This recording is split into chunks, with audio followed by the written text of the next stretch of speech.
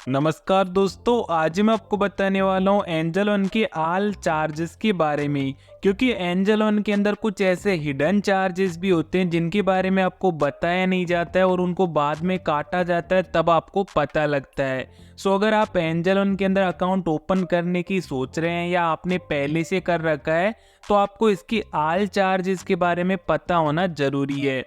आज हम आपको एंजल वन के जितने भी चार्जेस लगते हैं सभी को पूरी डिटेल से समझाने वाला हूँ। देखो, सबसे पहले तो हम समझते हैं जब हम अकाउंट ओपन करते हैं तभी क्या चार्जेस दिखाते हैं, वो आपको मैं बता देता हूँ। देखो, सबसे पहले अकाउंट ओपनिंग की बात की जाए तो अकाउंट ओपनिंग के लिए एंजल वन ना बिल्कुल 0 फीस लेता है, मतलब कुछ भी पैसे नहीं लगते हैं। एंड वही बात की जाए डिलीवरी की, तो देखो डिलीवरी के अंदर ही बिल्कुल 0 फीस लेते हैं, मतलब कुछ भी पैसे नहीं लेते हैं अगर किसी भी शेयर को आप बाय सेल करते हो डिलीवरी के अंदर। और इसके अलावा अगर आप 30 दिन तक यहाँ पे फ्यूचर एंड ऑप्शन में ट्रेडिंग करते हो या इंट्राडे करते हो या करेंसी में करते हो या कमोडिटी के अंदर करते हो, तो आपका 0 ब्रोकरेज लगता है। लेकिन ये मैंने जैसा कि कहा कि 30 दिन तक ही फ्री है, उसके बाद आपका ब्रोकरेज लगना शुरू हो जाता है। वो 20 रुपए प्लस जीएसटी लगता है। वो कैसे लगता है वो भी मैं आपको समझाऊंगा।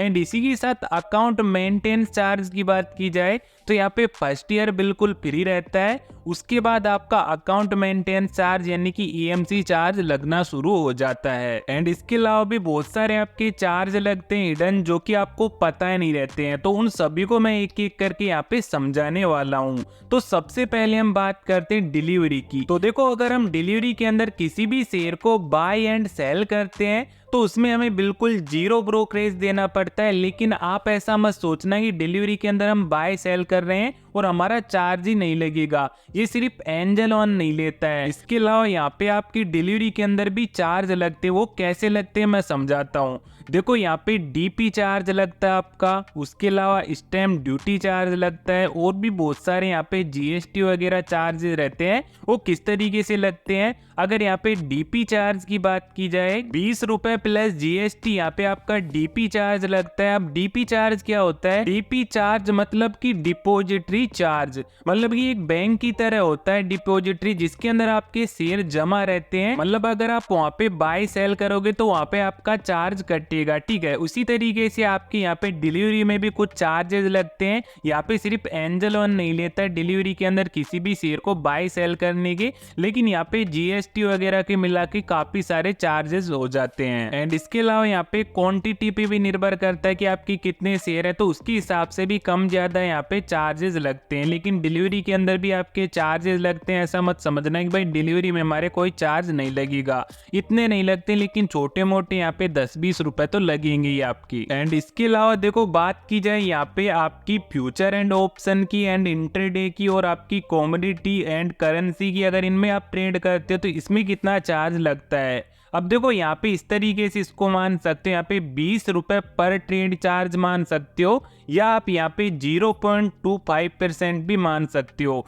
तो इस तरीके से यहाँ पे आपके चार्ज लगते हैं। यहाँ पे खरीदने एंड बेचने दोनों पर चार्ज लगेगा आपका, और आपकी क्वांटिटी पे भी निर्भर करेगा कि भाई आपने कितने शेयर यहाँ पे बाय किए इंट्राडे के अंदर या ऑप्शन फ्यूचर के अंदर कितने शेयर लिए लोट वगैरह, तो उसके हिसाब से भी कम ज्यादा यहाँ पे चार्ज लगेगा, ठीक है। और देखो, इनके अलावा भी एक चार्जेस और होता है, वो होता है आपका ऑटो स्क्वायर का। अब देखो, ऑटो स्क्वायर चार्ज क्या होता है, अगर आप गलती से यहाँ पे इंट्राडे के अंदर कोई भी शेयर आपने बाय किया है और आप उसे एग्जिट करना भूल जाते हैं, तो वहां पे क्या करता है जो ब्रोकर होता है आपका, वो खुद से एग्जिट करता है। तो खुद से करेगा ना एग्जिट, तो वहां पे ही आपका चार्ज काटेगा। चार्ज किस तरीके से काटेगा, आपका यहाँ पे लगभग 20 रुपए यहाँ पे पर ट्रेड के चार्ज काटेगा। एंड इसके अलावा अकाउंट मेंटेनेंस चार्ज यानी कि ईएमसी चार्ज की बात की जाए तो लगभग 300-400 रुपए शायद आपके साल के कटते हैं।